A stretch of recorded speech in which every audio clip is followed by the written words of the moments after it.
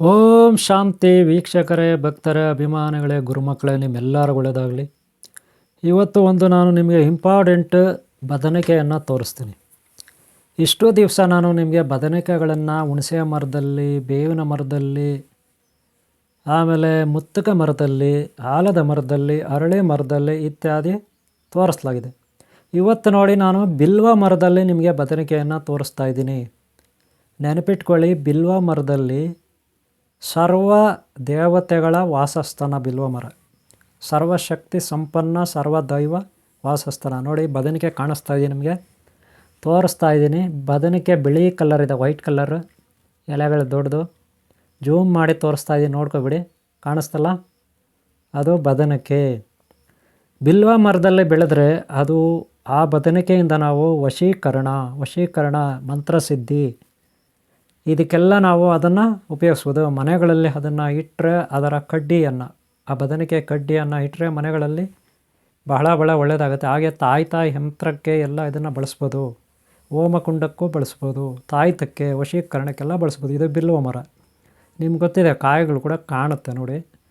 ಆಮೇಲೆ ಈ ಬಿಲ್ವ ಮರ ಇರೋದು ಕೋಲಾರ ಜಿಲ್ಲೆ, ಕೋಲಾರದಿಂದ ಚಿಕ್ಕಬಳ್ಳಾಪುರ ರೋಡು ಹೇಮ್ಗಲ್ನಲ್ಲಿ ಇರುತ್ತೆ ಇದು. ಅಲ್ಲಿ ನರಸಾಪುರ ರೋಡಲ್ಲಿ ಇರುತ್ತೆ, ಗೊತ್ತಾಯ್ತಲ್ಲ. ಅಲ್ಲಿ ಫ್ಯಾನ್ಸಿ ಸ್ಟೋರು, ಹಾರ್ಡ್ವೇರು, ಮತ್ತೊಂದು ಇದೆ ಅಂಗಡಿಗಳು. ಮುಂದುಗಡೆ ಒಂದು ನಾಗರಕಟ್ಟೆ ಇರುತ್ತೆ, ನೋಡ್ಬೋದು ನೀವು. ಚಿಕ್ಕದಾಗ ಬಿಲ್ವ ಮರ ಕೆಳಗೆ ನಾಗದೇವತೆ ಪ್ರತಿಷ್ಠಾಪನೆ ಇದೆ. ನಾಗದೇವತೆ ಪ್ರತಿಷ್ಠಾಪನೆ. ಆಸ್ತಿಕ ಋಷಿ ಅವರ ಪಿತಾಮಹರು ಮಾನಸದೇವಿ, ಜರಾತ್ಕರು ಮಾನಸದೇವಿ ಇದ್ದಾರೆ, ನೋಡ್ಬೋದು. ಹಾಗೆ ಈ ಬಿಲ್ವ ಮರದ ಮುಂದೆ ನೋಡ್ರಿ, ಇದೊಂದು ಗಿಡ ಇದೆ. ಈ ಗಿಡ ಏನು ಅಂತ ನನಗೆ ಕ್ಲಾರಿಟಿ ಬರಲಿಲ್ಲ. ನೆಕ್ಸ್ಟ್ ಪಾರ್ಟಲ್ಲಿ ಗಿಡದ ಬಗ್ಗೆ ನೋಡೋಣ. ಇದು ಕೂಡ ಭಾಳ ಅಮೂಲ್ಯವಾದದ್ದು. ಇದು ಕೂಡ ಒಂದು ಔಷಧೀಯ ಗುಣ ಇರ್ತಕ್ಕಂಥ ಗಿಡ, ನೋಡೋಣ. ಆದರೆ ಬಿಲ್ವ ಮರ ಸಾಮಾನ್ಯವಾಗಿ ನಿಮಗೆ ಗೊತ್ತಿದೆ, ಬಿಲ್ವ ಅರ್ಚನೆ ಮಾಡ್ತೀವಿ. ಶಿವಾಷ್ಟಕಂ, ಶಿವಸ್ತೋತ್ರ. ರಾವಣ ಮಹಾಭಕ್ತ, ಶಿವನ ಭಕ್ತ, ಅವನು ಬಿಲ್ವ ಇಲ್ಲದೆ ಪೂಜೆ ಮಾಡ್ತಿರ್ಲಿಲ್ಲ. ಹಾಗೆ ಎಷ್ಟೋ ಮಂದಿ ಶಿವಭಕ್ತರು. ಇವರನ್ನು ನೋಡಿ ಈ ವಿಡಿಯೋ ನಿಮಗೆ ಇಷ್ಟ ಆಗುತ್ತೆ ಅಂದ್ಕೊತೀನಿ. ಈ ಮರದಲ್ಲಿ ಬಿಲ್ವ ಮರದಲ್ಲಿ ಇರೋದು ನಾರಾಯಣ ರೆಡ್ಡಿ ಅವ್ರು ನನ್ನ ಜೊತೆ ಇದ್ದಾರೆ. ಅವರೇ ತೋರಿಸಿದ್ದು ಬದನೆಕಾಯಿ ಇದೆ ನೋಡಿ ಮರದಲ್ಲಿ, ವಿಡಿಯೋ ಮಾಡ್ಕೊಳ್ಳಿ ಅಂತ. ನಾರಾಯಣ ರೆಡ್ಡಿ ಇವರು ಕಾಯಿಗಳು ಬೇರೆ ತೊಗೊಂಬತ್ತಿದ್ದಾರೆ. 3 ಕಾಯಿಗಳು, ಅದು ದೊಡ್ಡದು, ಅದಕ್ಕಿಂತ ಚಿಕ್ಕದು, ತ್ರಿಮೂರ್ತಿ ಸ್ವರೂಪ ಕಾಯಿಗಳು. ಈ ಕಾಯಿಗಳು ಕೂಡ ನಾವು ಶಿವಲಿಂಗಕ್ಕೆ ಬಿಲ್ವಾರ್ಚನೆಗೆ ಆಗುತ್ತೆ. ಈ ಥರ ಬಿಲ್ವಾರ್ಚನೆ ಅಂದರೆ ಈ ಥರ ನೀವು ನೋಡಿ, ಮರದಲ್ಲಿ ಕಾಣುತ್ತೆ, ಎಷ್ಟು ದೊಡ್ಡದಾಗಿ ಕಾಣುತ್ತೆ ಅದು. ಬದನೆಕಾಯಿ ಕಾಣಿಸ್ತದೆ ನೋಡಿ, ಎಲೆಗಳು ದೊಡ್ಡದು. ಇವು ಏನಕ್ಕಾಗುತ್ತೆ ಗೊತ್ತಾ? ಈ ಬಿಲ್ವ ಮರದಲ್ಲಿ ಸರ್ವ ದೇವತೆಗಳ ವಾಸಸ್ಥಾನ. ನೋಡಿ, ಬದನೆಕಾಯಿ ಎಷ್ಟು ಚೆನ್ನಾಗಿ ಕಾಣುತ್ತೆ ನೋಡ್ರಿ, ಕಾಣಿಸ್ತಾ? ಬದನೆಕಾಯಿ ಎಲೆಗಳು ಎಷ್ಟು ದೊಡ್ಡದಿದೆ, ಅಲ್ಲಿ ಎಲೆಗಳು ದೊಡ್ಡ ಎಲೆಗಳಿದೆ ನೋಡಿ, ಕಾಣಿಸ್ತಾ? ನೇತಾಡ್ತಾ ಇದೆ ಎಲೆಗಳು. ಈ ರೀತಿ ಬದನೆಕಾಯಿನ ನಾವು ತಗೊಂಡು ಮನೆಯಲ್ಲಿ ಪೂಜೆ ಮಾಡಿ, ಆಮೇಲೆ ಅದನ್ನು ತಾಯ್ತದೊಳಗೆ ಹಾಕಿದರೆ ಸಿದ್ಧಿ ಮಾಡಿಕೊಂಡು ಅದು ಭಾಳ ಪವರ್ಫುಲ್ ಆಗಿರುತ್ತೆ. ಹೇಗೆ ಅಂತ ನಾನು ಹೇಳ್ಕೊಡ್ತೀನಿ ನೋಡಿ. ಇವರೇ ಗ್ರಂಥಿಗೆ ಅಂಗಡಿಯಲ್ಲಿ ನಿಮಗೆ ಖಾಲಿ ತಾಯ್ತಗಳು ಸಿಗುತ್ತೆ, ಹಾಗೆ ತಗಡು ಸಿಗುತ್ತೆ, ಹಾಗೆ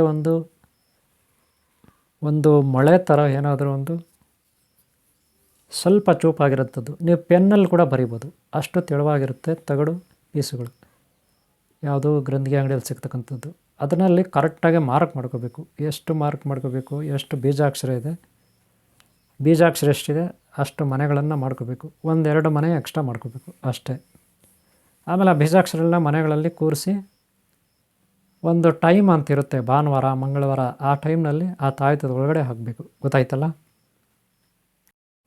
ನಾನು ನಿಮಗೆ ಬೀಜಾಕ್ಷರ ಮಂತ್ರ ಕೊಡ್ತೀನಿ ನೋಡಿ. ಈ ಬೀಜಾಕ್ಷರ ಮಂತ್ರನ ನೀವು ಪ್ರತಿದಿನ ಬೆಳಗ್ಗೆ ನೀವು ಎಷ್ಟೊತ್ತಿಗಾದರೂ ಹೇಳಿ, ಒಂದು ಸಾರಿ ಕೂತ್ಕೊಂಡ್ರೆ 10 ನಿಮಿಷ ಕೂತ್ಕೋಬೇಕು ಈ ಬೀಜಾಕ್ಷರ ಮಂತ್ರನ. 10 ನಿಮಿಷ ಕೂತ್ಕೊಂಡು ಬೀಜಾಕ್ಷರ ಮಂತ್ರ ಹೇಳ್ಕೋಬೇಕು. ಇದೇ ರೀತಿ ದಿನಕ್ಕೆ 5 ಬಾರಿ ಕೂತ್ಕೋಬೇಕು. ಇದೇ ರೀತಿ 48 ದಿನ, ಒಟ್ಟಾರೆ 48 ದಿನ ಕೂತ್ಕೋಬೇಕು. ದಿನಕ್ಕೆ 1000 ಜಪ ಆಗುತ್ತೆ, ಗೊತ್ತಾಯ್ತಲ್ಲ. ಅನಂತರ ನಿಮಗೆ ಸಿದ್ಧಿ ಆಗುತ್ತೆ ಈ ಮಂತ್ರ. ಇದು ಸರ್ವ ದೇವತಾ ವಶೀಕರಣ ಮಂತ್ರ ಅಂತ ಆಗುತ್ತೆ. ಇದನ್ನು ನೀವು ತಾಯ್ತದಲ್ಲಿ ಹಾಕ್ಬೋದು, ಶ್ರೀಚಕ್ರ ಮೇಲೆ ಬರಿಬೋದು ಬೀಜಾಕ್ಷರ ಮಂತ್ರನ, ನಿಮ್ಮಿಷ್ಟ, ಗೊತ್ತಾಯ್ತಲ್ಲ. ಈ ಬದನೆಗೆ ಒಂದು ಕಡ್ಡಿಯನ್ನು ನೀವು ತಾಯ್ತದಲ್ಲಿ ಹಾಕ್ಬೋದು, ಗೊತ್ತಾಯ್ತಲ್ಲ. ಓಕೆನಾ? ನಾನು ಹೇಳೋದು ನಿಮ್ಗೆ ಅರ್ಥ ಆಗ್ತಾಯಿದೆ ಅಂದ್ಕೊತೀನಿ. ಓಕೆ, ಈ ರೀತಿ ನೀವು ಮಾಡಿ ಒಳ್ಳೆಯದಾಗುತ್ತೆ. ಓಕೆ, ಆಮೇಲೆ ಇದನ್ನು ಕಲೀರಿ. ಇದನ್ನು ನೀವು ಕಲಿತ್ರೆ 4 ಜನಕ್ಕಿನ ಕೊಡ್ಬೋದು. ಗೊತ್ತಾಯ್ತಲ್ಲ. ನೋಡ್ರಿ ಇದು ಹೇಮಗಲ್ಲು ಗೊತ್ತಾಯ್ತು, ನರಸಾಪುರ ರೋಡು ಹೇಮಗಲ್ಲು ನೋಡಿಸ್ತಾ ಇದ್ದೀನಿ ನೋಡಿ. ಗೊತ್ತಾಯ್ತಲ್ಲ. ಬಿಲ್ವ ಮರದಲ್ಲಿ ನೀವು ಯಾವಾಗೂ ಭಾಳ ಶಕ್ತಿ ಇರುತ್ತೆ. ಬಿಲ್ವ ಮರದಲ್ಲಿ ಸಕಲ ದೇವತೆಗಳು, ತ್ರಿಮೂರ್ತಿಗಳಿಂದ ಹಿಡಿದು ತ್ರಿಮಾತೆಯರಿಂದ ಹಿಡಿದು ಸರ್ವ ದೇವತಾ ಶಕ್ತಿ ಇರುತ್ತೆ. ಭಾಳ ಪವರ್ಫುಲ್ಲಾಗಿರುತ್ತೆ ಬದನಿಕೆ ಬಿಲ್ವ ಮರದಲ್ಲಿ. ಇದೇನಿದ್ರೆ ಅಮಾವಾಸ್ಯೆ, ಪೌರ್ಣಮಿ, ಗ್ರಹಣ ಇಂಥ ಟೈಮ್ಗಳಲ್ಲಿ ಈ ಮಂತ್ರವನ್ನು ಜಪ ಮಾಡ್ಕೋಬೇಕು. ಗೊತ್ತಾಯ್ತಲ್ಲ. ಬೀಜಾಕ್ಷರ ಮಂತ್ರ ನಾನು ನಿಮ್ಗೆ ಕೊಟ್ಟಿದ್ದೀನಿ, ಅದನ್ನು ಜಪಿಸ್ಕೊಳ್ಳಿ. ಬೀಜಾಕ್ಷರ ಮಂತ್ರದಿಂದ ನಿಮಗೆ ಒಳ್ಳೆಯದಾಗುತ್ತೆ. ಈ ಬದನಿಗೆ ಪೀಸು, ಒಂದು ತುಂಡು, ಅದರ ತೊಗಟೆ ಏನಿದೆ ಬದನಿಗೆ ಕಡ್ಡಿ, ಅದನ್ನು ನೀವು ತಾಯ್ತದೊಳಗಡೆ ಆಗಬೇಕು. ಹಾಗೆ ಗೊರಾಚಾರು, ಕಸ್ತೂರಿ ಇದನ್ನೆಲ್ಲ ತಾಯ್ದೊಳಗಡೆ ಆಗಬೇಕು. ಏನು ಬೀಜಾಕ್ಷರ ಮಂತ್ರ ಆಯ್ತು ಅದು ಬರೆದಿರ್ತೀರಿ ಒಂದು ತಾಮ್ರದ ಪಂಚಲೋಹ ತಗಡ ಮೇಲೆ, ಅದನ್ನು ನೀಟಾಗಿ ಮಡಚಿ ತಾಯ್ತದೊಳಗೆ ಆಗಬೇಕು. ಅದನ್ನು ಬಂದಂಥ ಕಷ್ಟ ಅಂತ ಬಂದಂಥವ್ರಿಗೆ ನೀವು ಅದನ್ನು ಕೊಟ್ಟಾಗ ಅವ್ರಿಗೆ ಸರ್ವ ಕಷ್ಟಗಳು ನಿವಾರಣೆ ಆಗುತ್ತೆ. ಗೊತ್ತಾಯ್ತಲ್ಲ. ನೆನ್ಪಿಟ್ಕೊಳ್ಳಿ. ಇದರಿಂದ 4 ಜನಕ್ಕೆ ಒಳ್ಳೆಯದಾಗುತ್ತೆ. ಓಕೆನಾ. ಇದು ಈ ಬದನಿಕೆಯಿಂದ ಆಗ್ತಕ್ಕಂಥ ಮಹತ್ವ, ಬಿಲ್ವ ಮರದಲ್ಲಿ ಬಂದಂಥ ಬದನಿಕೆಯಿಂದ ಆಗ್ತಕ್ಕಂಥ ಮಹತ್ವ, ಸರ್ವ ಕಷ್ಟಗಳ ನಿವಾರಣೆ, ಸರ್ವ ದೇವತೆಗಳ ಶಕ್ತಿಯಿಂದ. ಸರ್ವ ದೇವತೆಗಳ ಸ್ವರೂಪ ಬಿಲ್ವ ಮರ. ಬಿಲ್ವ ಮರದಲ್ಲಿ ಬೆಳೆದಂಥ ಬದನಿಕೆ ಇನ್ನೂ ಪವರ್ಫುಲ್. ಗೊತ್ತಾಯ್ತಲ್ಲ.